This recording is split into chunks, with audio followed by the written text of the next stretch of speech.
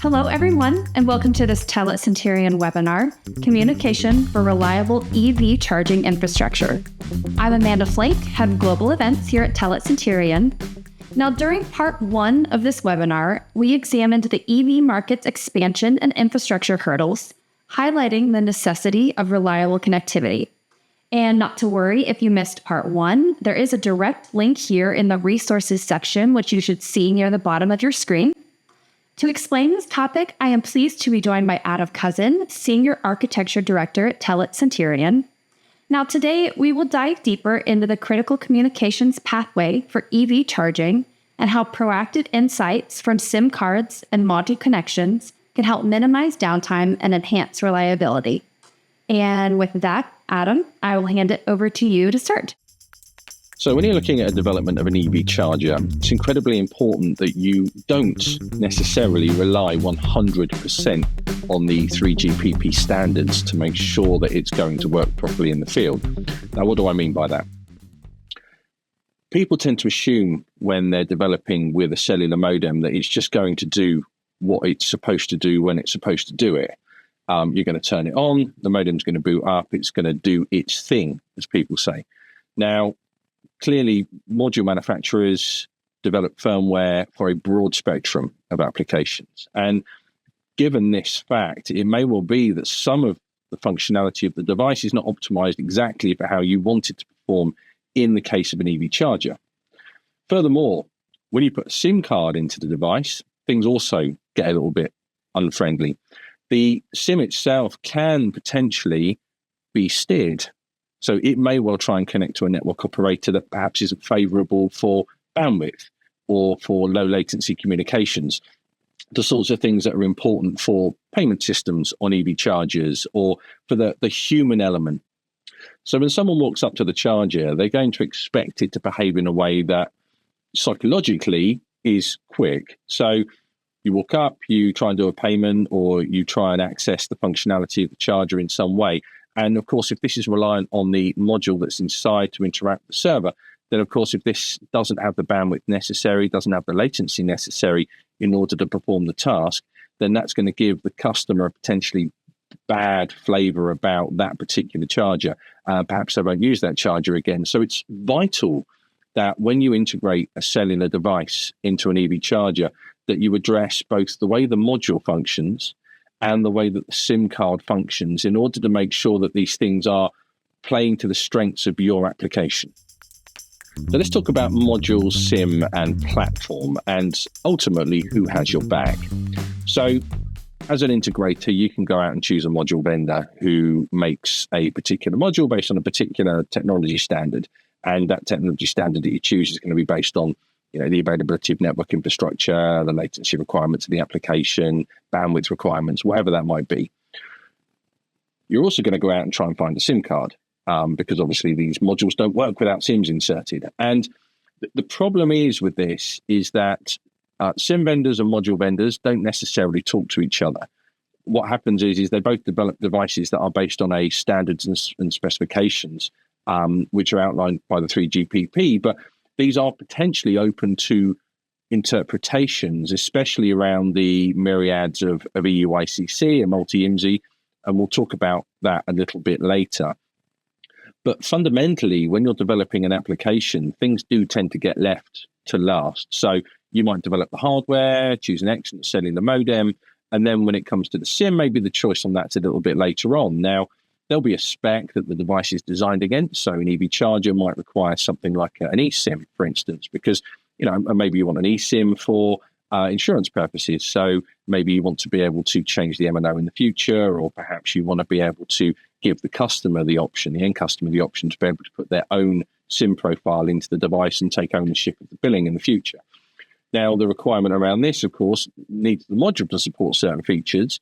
And of course, where issues arise in the field, maybe connectivity issues, it's very easy for the SIM vendor to say it's a module problem, very easy for the module vendor to potentially say it's a SIM problem.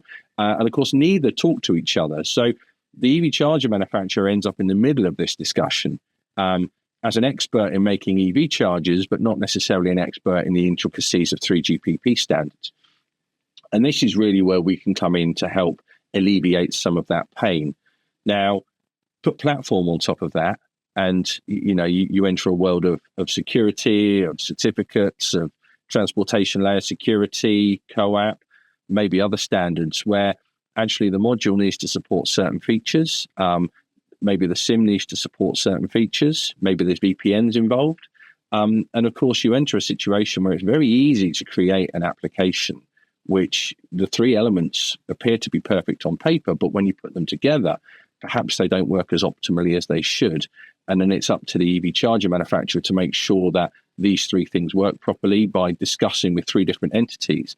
Of course, bringing that all under one roof as a module, SIM, and platform enablement specialist, what we're able to do is really drive that functionality alongside the customer as a communications expert to be able to bring our insights, our capabilities, and of course our vested interest in making sure that the whole thing works as seamlessly as possible.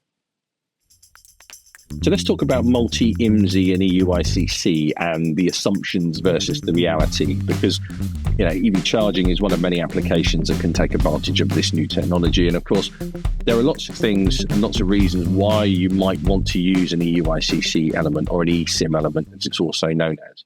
Now, when it comes to multi-IMSI, let's talk about that first.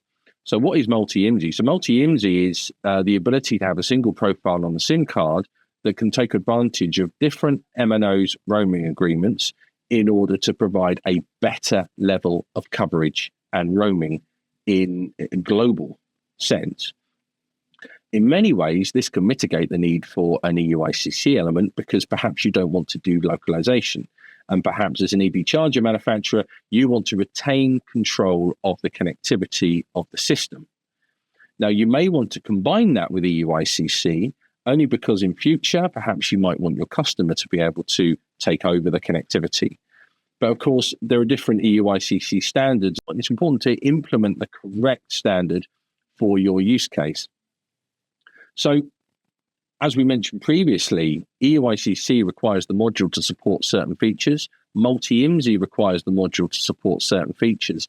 And the use case behind why you might need one or the other is kind of fundamentally different.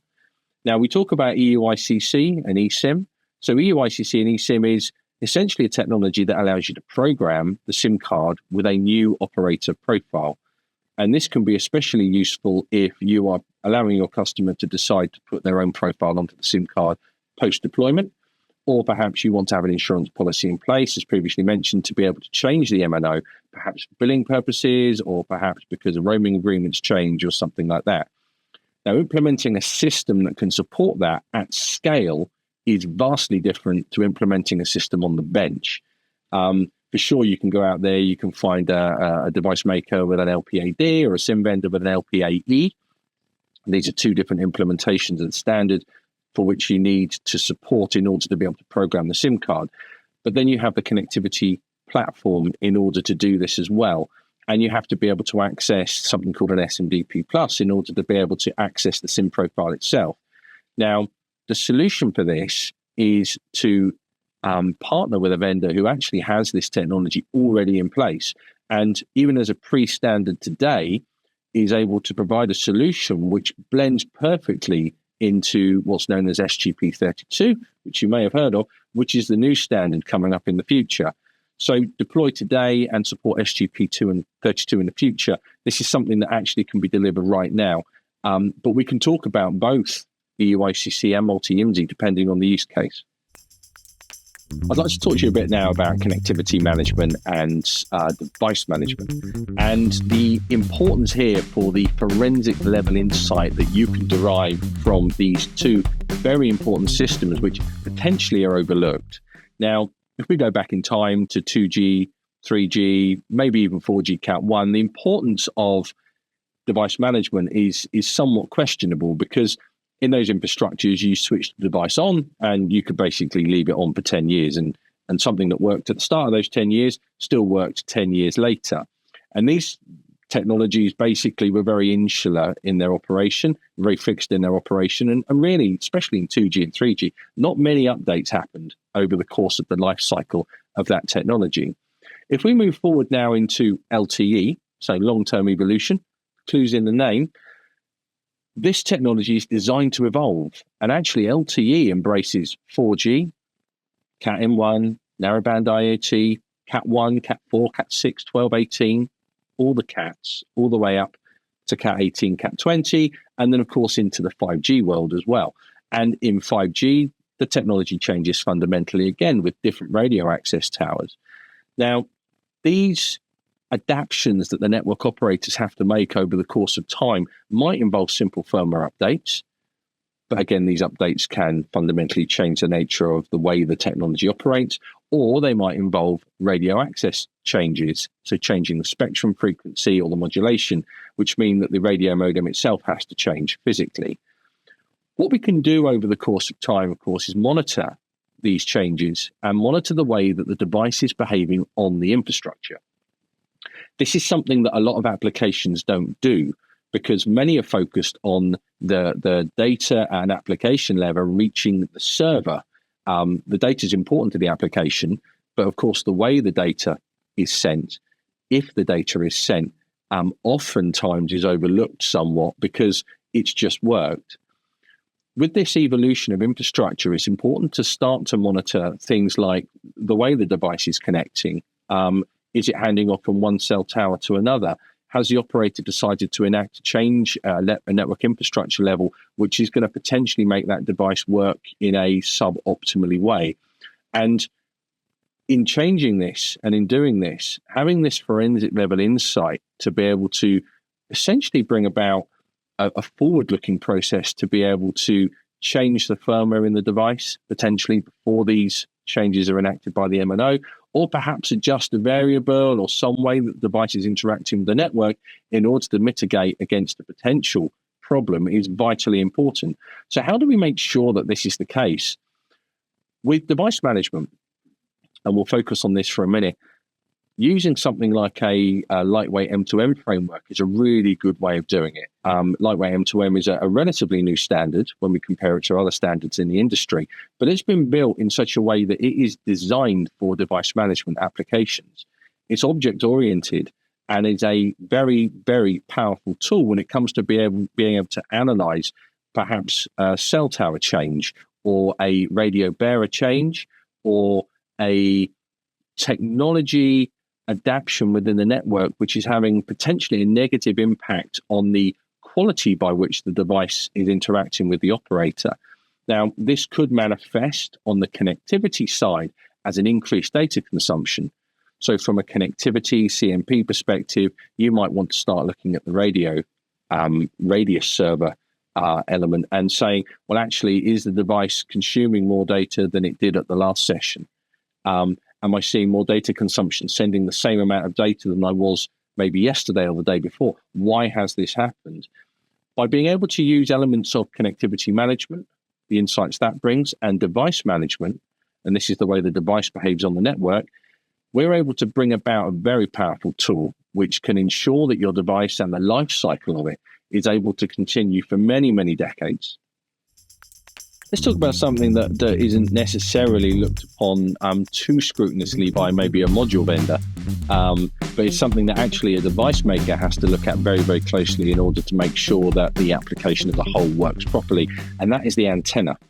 And this is to do with the signal level of the application, the signal quality of the application, and also the bandwidth, because these three things are intrinsically linked and they all relate back to the antenna and the way that it performs. Now, antennas are often overlooked. Decisions on antennas can often be made because of the way that they look, rather than perhaps the way that they perform.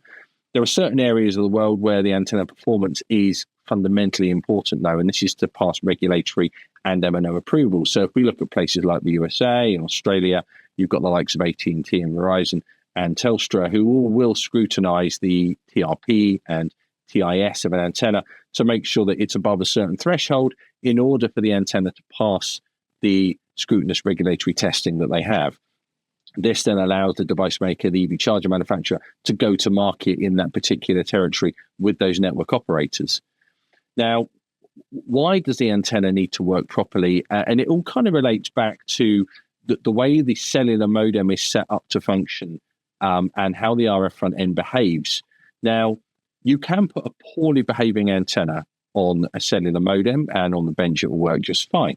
But when you put the device out in the field, maybe in fringe areas, maybe in areas that are highly dense and populated, you're going to want to make sure that the antenna does have the capability to interact with the network operator at a good level, because it can fundamentally impact the power consumption of the application. Now, seems funny mentioning that in the sense of an EV charging point, because power is in abundance.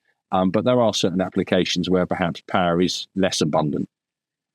But power also is the way the cellular modem itself drives itself. And of course, running a cellular modem at essentially its maximum power level, because it's trying to compensate for a poorly designed antenna, isn't good for a cellular modem. It's going to increase the temperature of that device. It's going to ultimately cause the front end to potentially become desensitized over time. And of course, what this means in the end, that the application perhaps isn't going to perform as well as one might hope in the field and for the long term.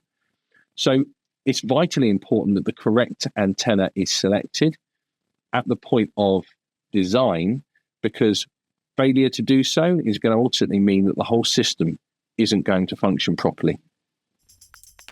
So oftentimes people will say to me, I've got an EV charger, it was deployed maybe a few years ago, and it was deployed using a 3G modem, and I want to put a 4G modem, or maybe even a 5G modem as a retrofittable option into that. And people will choose standards like mini PCIe in order to facilitate that potentially in the future, because it's essentially a plug and play solution. Is this a viable thing to do? And there really are three elements that you need to look at before embarking on such a thing. Number one, obviously, the antenna. 3G, 2G, these technologies fundamentally use different spectrum to 4G and 5G. Then we can look at the way that the modem interacts with the operating system. And in fact, even the way that a 4G modem registers versus a 2G and a 3G modem.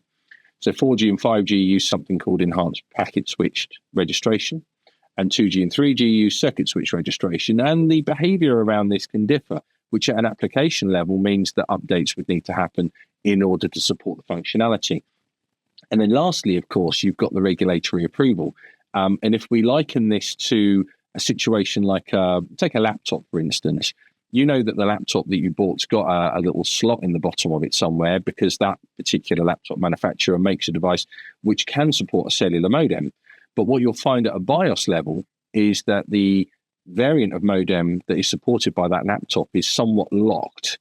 You can't put any modem you like into the laptop, because the laptop vendor has pre-certified that laptop with its antenna arrangements and with the way that that wireless technology coexists with the other wireless elements. So the way that cellular potentially can have a negative impact and interact badly with things like Wi-Fi. That's all been taken care of with the specific module variant. So of course, the same is true of EV chargers. Retrofitting something into an existing system can carry with it some issues and problems. Now, thankfully, we have all the tools at our disposal in order to make this as seamless as possible. When it comes to antenna performance testing, we have facilities in our TRIES laboratories in order to provide customers with full antenna functionality testing. We can run the antenna through the spectrums that are needed and ensure that it's radiating properly with appropriate TRS and TRP. We can also take the device in and make sure that it's behaving correctly. So we have all the tools on hand in order to support an evolution from 2G, 3G, 4G, and into the 5G era, and we can help circumnavigate some of these pitfalls and perils that may occur and ensure that the application itself functions. So it's clear that reputation and reliability are key to the success of EV adoption. It's important that the key stakeholders understand the call to action to design for long-term reliability and quality of service. Whilst you are the expert in EV charging, we are the experts in the communication systems that your EV chargers will need. Together, we can bring best-in-class operation to this critical infrastructure. So with a global footprint, our engineers would be delighted to support your next development.